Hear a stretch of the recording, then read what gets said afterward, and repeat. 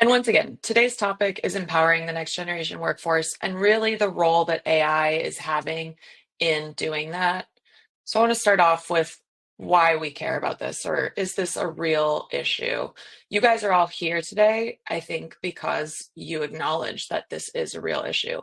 And if you look at any analyst report that's been published in probably the last 5 to 10 years, they're talking about the heavy process industries, the manufacturing industries, the energy industry, and how that workforce is aging out. And so a lot of the challenges that companies in your space are facing revolves around capturing the knowledge of the employees that are approaching retirement age and bringing new employees up to speed quickly while also upskilling both current and future employees on a totally different way of working that we're seeing in the digital era. So our three stories that we're going to share today, we've got three really awesome customer case studies that address some of the ways that our customers are attacking these challenges along the workforce transition topic.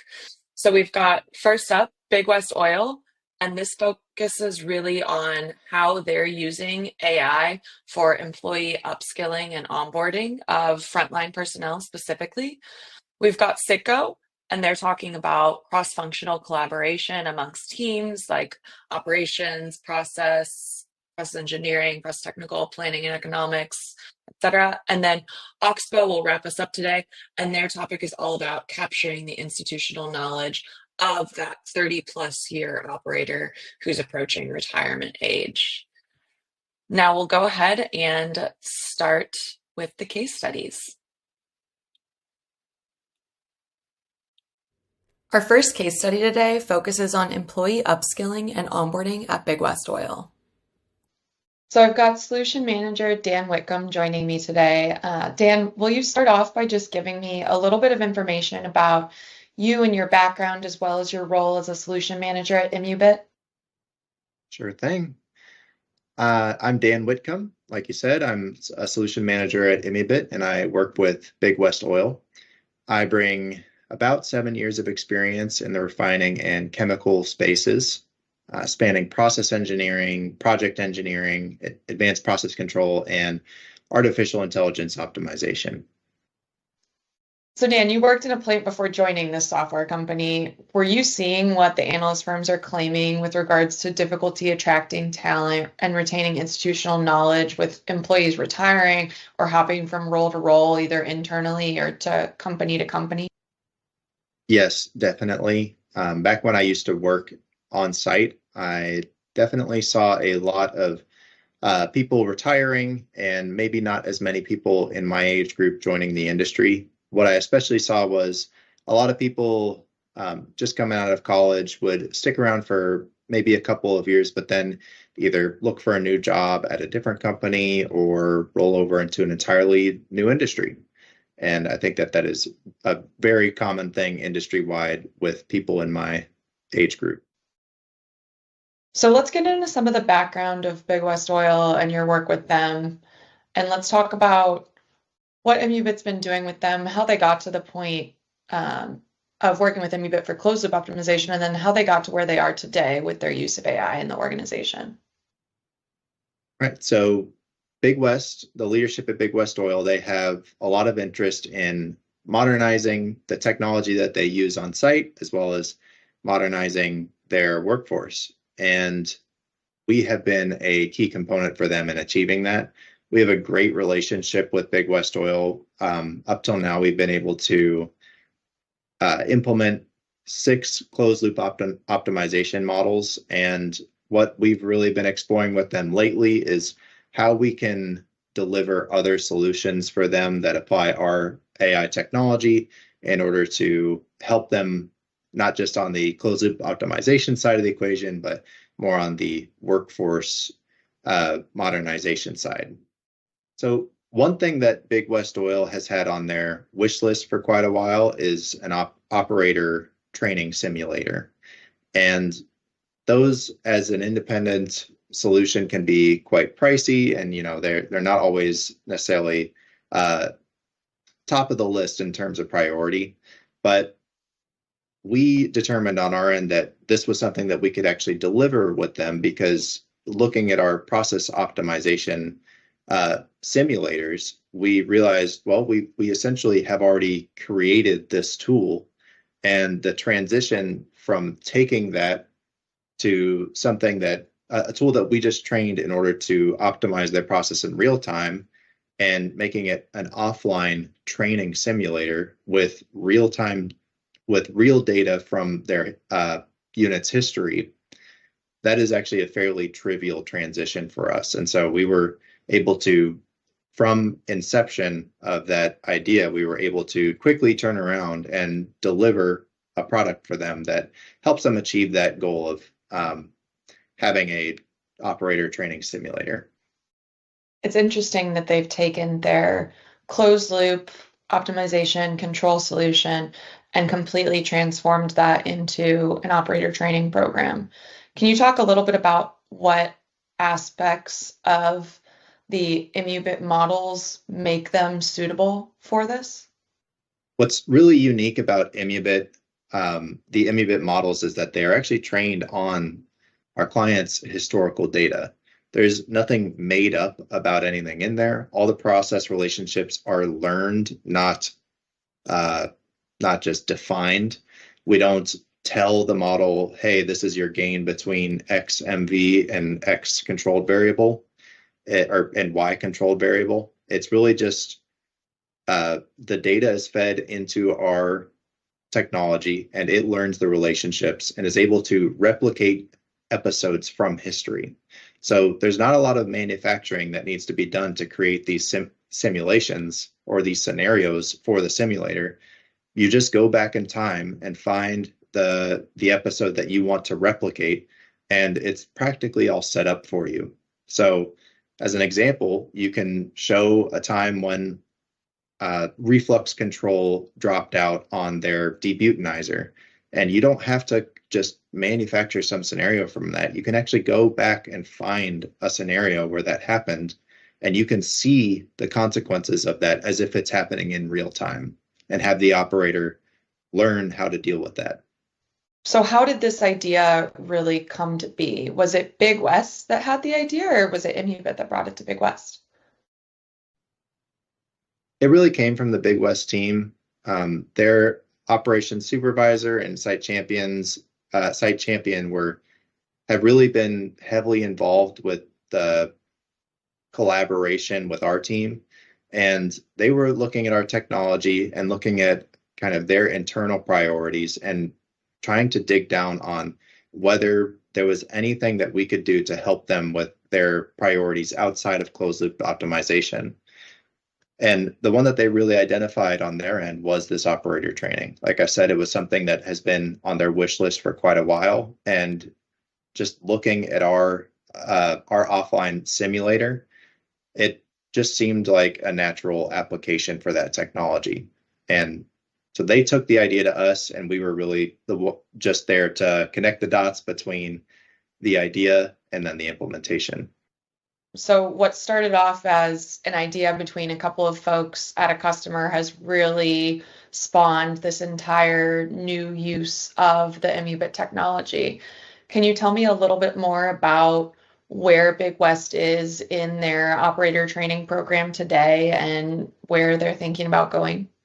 We have taken nearly all of their existing controllers and been able to convert those into these offline operator training simulators.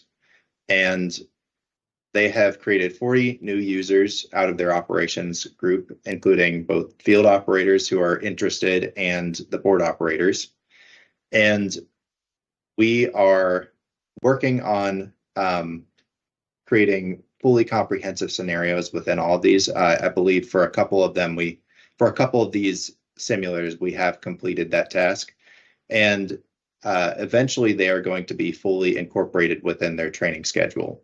So that's going to be not just for new operators, but also refreshment trainings. It's so interesting to see operators interacting with AI technology in a way that they used to be so fearful of, and just see them embracing it so wholeheartedly is really, really great. While Big West identified operator training and onboarding as a significant opportunity for their Immubit AI model, that's not where this opportunity ends. When you've built out a process model that captures the nonlinear complexities to the accuracy required to do closed loop optimization, the amount of other things that you could use that model for is significant. And we've got customers thinking about all different types of those applications. Now let's hear specifically from Bobby Hammer at Big West on his take on the impact that Immubit's AI technology has had on Big West and their operator training program. Immubit AI was a new way of thinking, and it brought a new way of thinking that has yielded success. And so it has opened doors for an operations team and as a company, like to be open to thinking outside the box. Before, the training was what did the guy know in front of you? And now with Immubit and the help from their staff, we have like the ability to actually have a hands-on training for the operators that they can see, and they can see the inferential work, and they can see what their adjustments and moves made, how they affected the operation. And for them to be able to see that even at the lowest level of operator, to have an understanding of exactly what's going on in a distillation tower, in an oil refinery, just speaks volumes to the success of what the refinery will be. Now that you heard from Bobby Hammer and Big West Oil on their workforce modernization through technology, let's dive into how that modern workforce is working together to drive optimal business outcomes at Citgo. I've also got Brian Poche here with me. Brian is one of Immubit's solution managers that works with our large refining and petrochemicals industry accounts. Brian, would you give us a little bit more about your background and the type of work that you do at Immubit? I started my career at Olin Corporation in Freeport, formerly Dow Chemical, where I spent about 5 years as a production engineer, working with operators, dealing with the daily KPIs, fighting different issues in the plant on a day-to-day basis. And after that 5-year run, I'd spent my final year at the company working on a DCS migration project as the technical rep responsible for migrating all the inputs and outputs over from our legacy DCS that was built back in the 70s to Delta V. So the combination of that experience, I think, with all the process engineering and close interactions with operators on a day-to-day basis really helped me in my role here at Immubit, where I do more of the same. I'm primarily focused on optimizing my clients' processes and working with operators and making sure they understand our software and how we can help them. So you spent a lot of time in a control room and around controls. What was the different personas that were required to really get the plant running in its various states? And how was the communication between all of those different roles in the facility? Yeah, we had a lot of different groups that were interested in what we were doing and had different motives for decision making. So the tech center always wanted us to relieve constraints. Supply chain wanted us to run at a specific rate that they picked. Environmental wanted us to avoid different environmental constraints. So there, among other things, there were a lot of different people asking for different things at a given moment. And as a production engineer, it was our role and responsibility to centralize that information and make sure that everyone was aligned. So it was a big web of communication and had a lot of friction for that reason, just because multiple disciplines were asking for different things at the same time, usually. So that was the way that flow of information worked in control rooms 5 to 10 years ago. What have you seen change since your time joining Immubit and working with Immubit's customers? With Immubit, specifically my clients, I've noticed similar to the beginning of my story, and then after we've integrated our technology and our platform, for them, I've seen it transform over time. So we've centralized the information so that all different accounts and people or disciplines at the plant can see it, and it reduces a lot of the friction across these different disciplines. Oftentimes they'll have somebody come to operations from a different group asking for different things.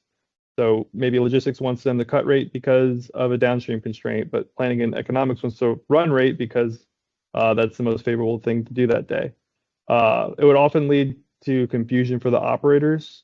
And more often than not, the groups wouldn't follow up with each other before talking to the operators. It would lead to different sets of directions across different shifts and never really having good alignment on a goal.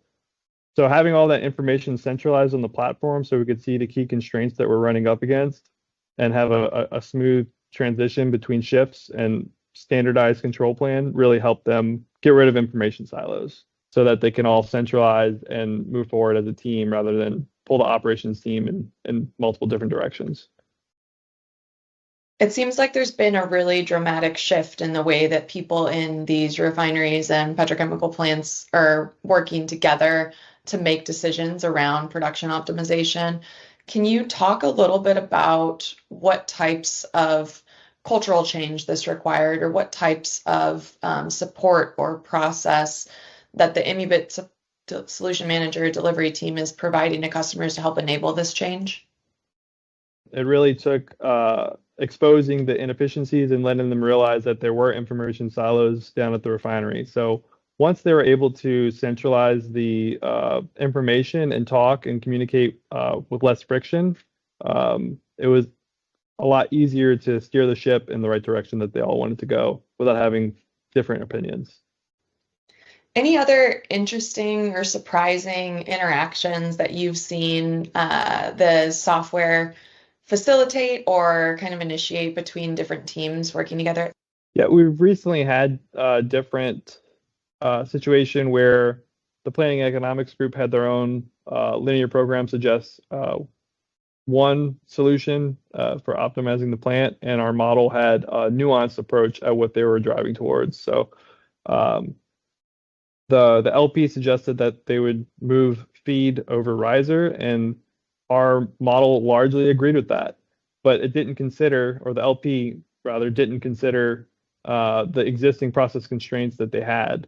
So under the nuance of what the real-time constraints were, it was favorable to push up riser more and drop it to the minimum. So that was a unique insight. I think it prompted a lot of discussion between operations and planning and economics. And the resolution was we added some extra nuance to the model or to the plant's decision making to overall make more money. Yeah, it's interesting taking things that have always been done a certain way and applying new technology and seeing maybe the way things have always been done isn't always the best way. Now let's hear from Citgo console operator Justin Penninger on his perspective about how AI is impacting the way teams work together at Citgo. You know, one of the first things I received from Immubit, it's been a couple of years ago now, was a introduction webinar on what, you know, kind of what it was. And it was integration of console, outside. Of course, at the time, I was still an outside operator. Outside operations, lab, economics, and planning, you know, and how it integrated all of these things together to where my experience from outside operator, technician, and even as a console operator, those were always separate entities. They almost survived on their own. There was no real communication between the two. It was the prices were updated and I never saw them. All I was told is rate or riser. That was the two, right? So as from an FCC, right? So with Immubit now, all of that information is available to all of us. Not only do I see economics, planning's pricing and logistics, but also they see the way that I'm operating the unit. So we can collaborate together and obviously I think run the whole system better, you know. Like I said, it's been a huge success for us. I believe the communication in the refinery as a whole has just become so much better just by implementing, you know, their software. Now that you've heard the operator's perspective on how Immubit's AI is contributing to employee upskilling, onboarding, and cross-functional collaboration across teams, now let's dive into our third case study on how Oxbow is using Immubit's AI to help them with institutional knowledge capture. So I've also got Scott Karasik here, another one of Immubit's solution managers who's been working with Oxbow. Scott, would you give a brief intro to your background and what it's been like working with Oxbow as they've gone on this AI journey? Before joining Immubit, I worked for Citgo Petroleum down in Lake Charles, Louisiana, and I was in their APC group down there. Yeah, really got a chance to spend time with operators at the board in that role. My office was in the control room, so I got to spend a lot of day-to-day with those guys and kind of understanding what they think of higher level controls and what we actually do as far as implementation. And so that really set me up for joining Immubit and helping to implement their solution with clients like Oxbow. And yeah, that journey with Oxbow, I definitely learned a lot, and I feel like Oxbow learned a lot as well. Not just on the kind of main and key variables of their process, but also how to get groups from their different departments to start talking with each other and figuring out ways to kind of all align on one goal and work together to achieve that goal. So not only did we help optimize and improve their actual kiln process, but we were helping them to optimize workflows and how they do lab sampling to really help capture some of that value that they're leaving on the table.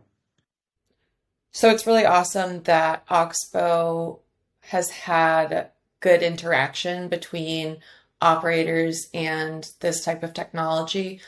What types of things did you do with them, or did you see them do that got the operators really bought in on the technology? Interesting story I can share here is that when talking to the operators, kind of found that each operator had their own kind of operating style when it came to managing the kilns. And so some operators tried to respond to each and every target deviation, while others would kind of let the kiln kind of line itself out, which I think is a pretty common phrase that process control engineers hear when they're at the board. And some would really try and push the kilns to the operating limits, and then some would have pretty wide buffers around bounds.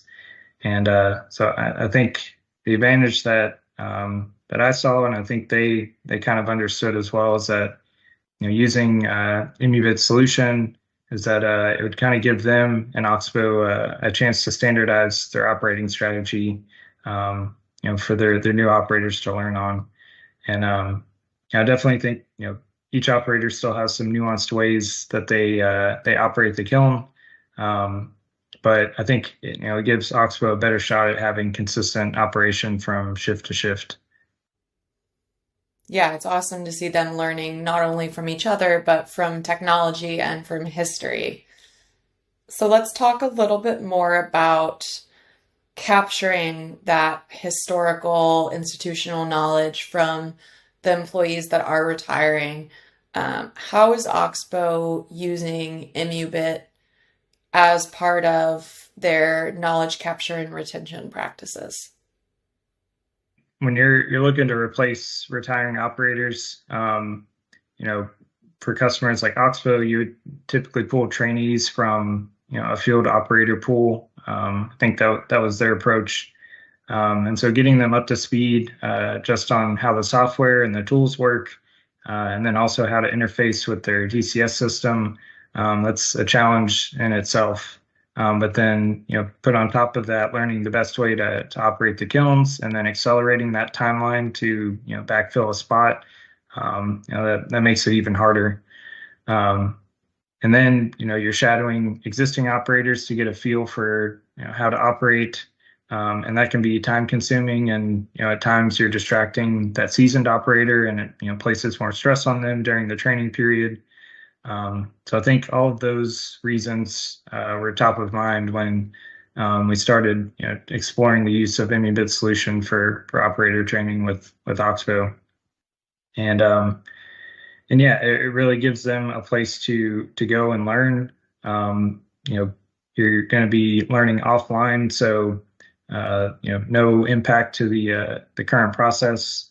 And not only that, you kind of get a feel for the types of relationships that are built into the model. So when the operator is sitting at the board watching the model, write out set points, they have a better understanding of what the model is trying to do and how it's achieving those goals.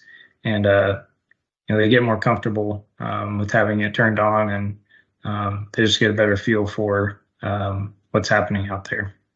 Were there any surprises to the operators in what the Immubit model was showing or what they were able to learn from the model?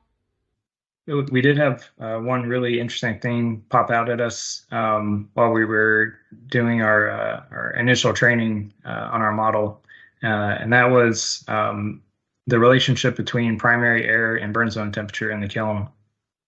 Originally, we expected this relationship to be mixed, and that was because in combustion reaction you can have too much air, and then at that point you're cooling down your combustion reaction because that extra air is absorbing heat, or you could be running too little on your air, and then any additional air you add in should react with the fuel and increase temperature.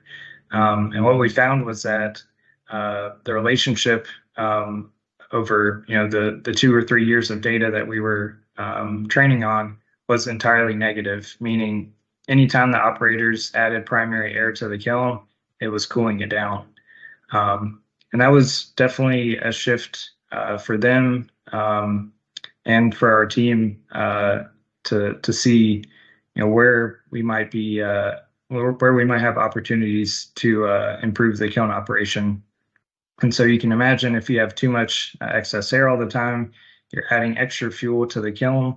And so the results of that finding was we could basically pull a lot of the primary air that we had in the kilns out, and we were able to minimize how much natural gas we were using to keep the same temperature for the kiln. Yeah, that's a really great outcome and something that you might not have if you're just counting on people to transfer knowledge from one to another as they go about retirement and onboarding new employees. So it really shows an important use case for AI in this space. One of the other really interesting things, and I mentioned it in one of my answers before, but we did help Oxbow improve their workflow, especially for lab sampling. There were cases when we went through modeling where we would see what the real density value came back at, and it was eerily similar to what the real density should be on one of their sister kilns.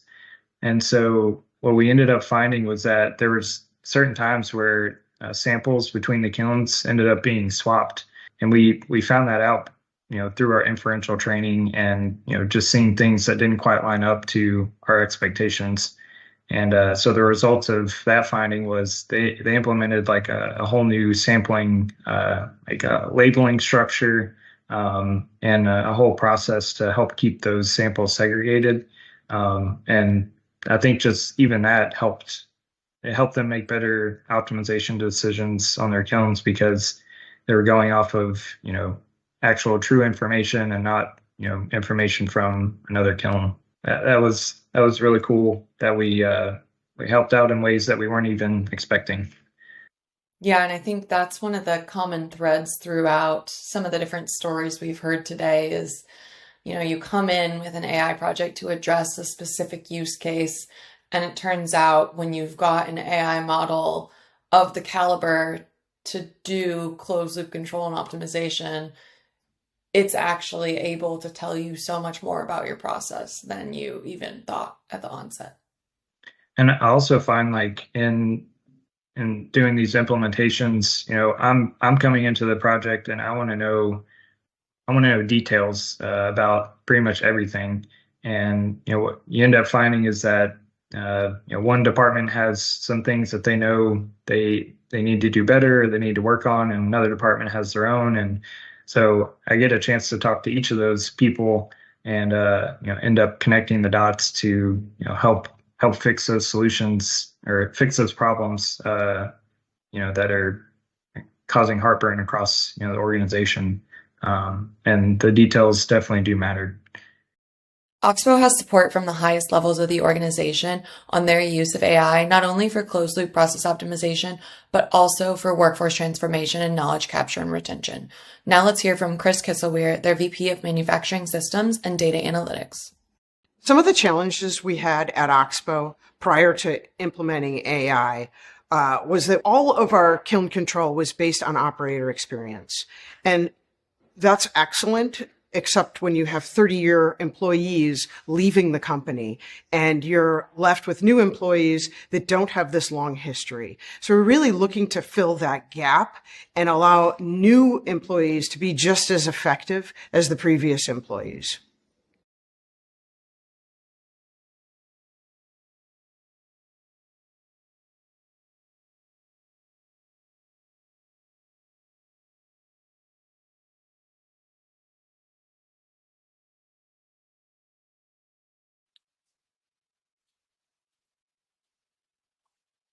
A huge thank you to our Immubit solution managers for sharing those stories of how they're working with their customers. And if any of those stories resonated with you, or if you have your own perspective to share on what you're seeing at your companies regarding the industrial workforce transformation, we invite you to share your ideas. We're really just looking at the industry as a whole and trying to get an idea of what's going on, where these trends are most pertinent, and what's happening in response to them. Now I'd love to invite my solution managers back to do a live Q&A.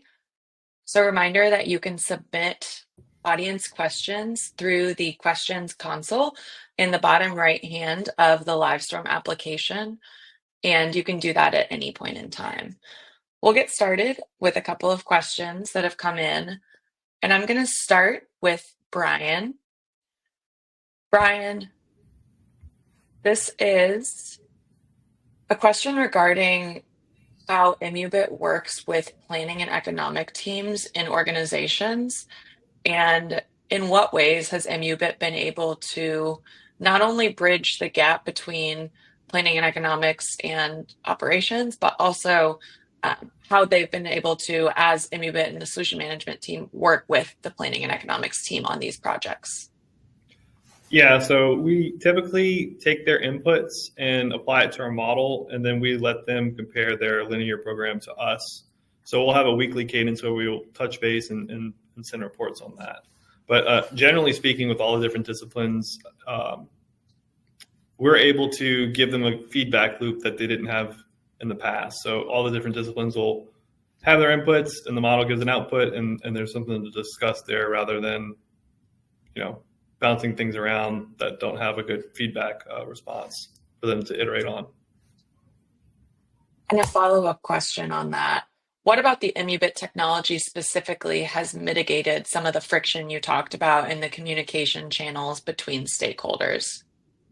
Yeah, going back to the feedback loop, I think having inputs going into one centralized place and our AI optimization, making the decisions, having that technology there to kind of steer the ship leads to productive conversation. Thank you. And now I've got another question for Scott. So you mentioned Immubit identifying some interesting things that were kind of away from the status quo of operation at Oxbow. How does Immubit work to verify, Immubit as the solution management team and as people, how do you verify that what Immubit, the model, wants to do in terms of challenging the status quo is a legitimate improvement? Yeah. So I even found, I had this experience when I was an APC engineer at Citgo, and I wanted to change something about one of the APC models, and the operator, the first question was like, why? And, why are you making my job more difficult? But that is part of improving things is, changing how things have been done, for the longest time.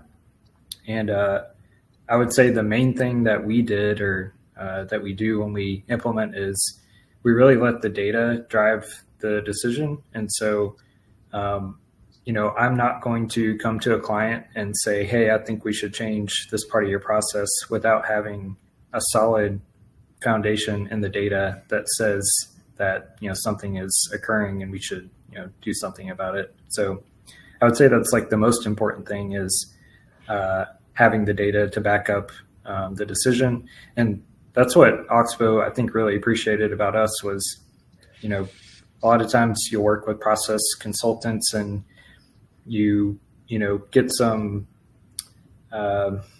mixture of theory and experience to say like, hey, I think I've seen this problem before in the past and with another client, and I think that's what's going on here. And a lot of times that is correct and it's helpful, but being able to see your own client's data and the ability of our software to extract those relationships out and give you strong indications of what's happening, like it makes it so much easier to convince operators and process engineers of what's really going on out in the field. And so I would say that's the main way that we convince people to try changing up the status quo. And then also when you work with Immubit, you get essentially a dedicated process engineer with your subscription. So that's what I'm here for, is to look at the data and really help kind of read some of the tea leaves of what it's trying to tell us. And on top of that, we have a lot of discussions with the client on what we're seeing. And so it's a two-way street. We're talking about the relationships. It's not, we come in, say it's going to be one way, and then, that's what we implement. So those are probably the two biggest things. Awesome. Thank you, Scott. And I'm going to piggyback off of what you said about getting operators to trust the technology and direct a question towards Dan. So Dan, a lot of times it is really difficult to get an operator to trust new technology. How open were the operators at Big West to using Immubit, both at first for closed loop optimization and then afterwards as their operator training tool? Was anybody questioning the models or the accuracy of them? Yeah, definitely. So at Big West Oil, they actually didn't have any APC before us, and I would say that in general, their board operators were pretty skeptical of automation in general. Like even if you did some fairly simple, maybe like moderately complex DCS control loops, they would be pretty skeptical of it. So we really earned their trust, I think, with our closed loop models. And we don't just like hand them a model and tell them to engage it. We go and train them in person, and then I sit with the board operators for a week or two during commissioning when we first engage the models, and we ask them every question that we can think of. We say, hey, does this relationship look right? Hey, does it look like it's doing the right things? If not, like, we talk through it, and we just put in a lot of work to earn their trust. And I think that has really paid dividends down the line in getting them to trust us more with future applications. So those first couple of models were really hard insofar as getting them to trust us and to keep the models engaged and not disengage us every time there was some upstream or downstream process blip that was unrelated to the model. And since then, they've been the board operators have been very eager to continue learning about our technology and to try and use it themselves. And I would say one thing about really any new tool is it requires training to use. It's not just, we're not just delivering an operator training software and then expecting them to just be able to use it. We have to show them how to use it. And a lot of these guys aren't necessarily used to data visualization. A lot of the board operators are, but some of them are newer, and so it's a new skill. So again, you have to train these people, and that's all part of our process. So we try and take care of our clients really well. We try and make sure that they're all well trained to use our technology. Thanks, Dan. And I've got a follow-on question on that for you that I think Scott can probably add a little bit of color to, because I think some of this has happened at Oxbow as well. But regarding the transition from having a closed loop model to having an operator training program on one unit or many, what does the timeline look like for getting this from idea to actual usable training program? And how, I guess, what was your role in doing that with the customer, and what did it take from the customer side as well? So I think in my video, I said it was trivial, which maybe was underselling it a little bit. It really depends on what is required for the scenarios that we need to replicate. So sometimes we'll be talking with the operations on site and saying, all right, so what are all the scenarios that you want us to replicate in this operator training? And we might run into one that we just can't replicate because we didn't include that model, that handle in the model. And so that requires a retrain of the model. So when you run into something like that, it does add delivery time. It can be something that is actually trivial, like maybe it's just adding one handle and it's something that we can get done in a couple of days. And it can be something fairly substantial if it's gonna, have to add a whole new inferential to the model that also needs to have limits on it. Like it really depends on what the ask is. I would say for the most part, what we've experienced is we have included most handles already in the models that we have delivered, and we haven't had to do a lot of that really intensive retraining for these operator training simulators. But yeah, it varies quite a bit. But we've been able to keep our delivery times, I would say, very low on most of these. Yeah, I would also agree. I think for us, like the actual modeling work and having, the model ready for us to use, that essentially didn't take any time. Really, the time was spent meeting with the process engineers across the 3 different sites to kind of like what Dan said, get an idea of what are the types of scenarios you want to train on, what are common things that happen that you would like the operator to know how to respond to. And really, it was just spending the time to go through those and then building those scenarios into the model, into like our simulation model. Or simulation tool, sorry. So for us, it was a week, maybe a week and a few days. So it was kind of an easy transition, which is nice. Awesome. So I've got one parting question for you all, and it'll be a choose your own adventure question. So option A is and I want you to think about all of the different Immubit customers you work with, but what is one of the most interesting discoveries or insights that you've had while working with Immubit models, either for closed loop optimization or something outside of that, like what Dan and Scott were describing with operator training? And option B is, what is your favorite part about the solution manager role at Immubit and the ways that you're able to interact with our customers? And Brian, it's been a while since I picked on you, so we'll start with you. Yeah, I'll go with option B. The solution manager role has been a lot of fun for me because it's high impact, right? So we get to talk and interface with the client and operations team, and then it's on us to go make a change, make an adjustment, or educate and get the results that the client wants or expects based on the data. So I like the back and forth, and it's a lot of fun to learn the process, learn their workflows, and improve and iterate upon that. Dan? Yeah, I will also pick the second question. I really, what I like about being a solutions manager is working directly with the clients.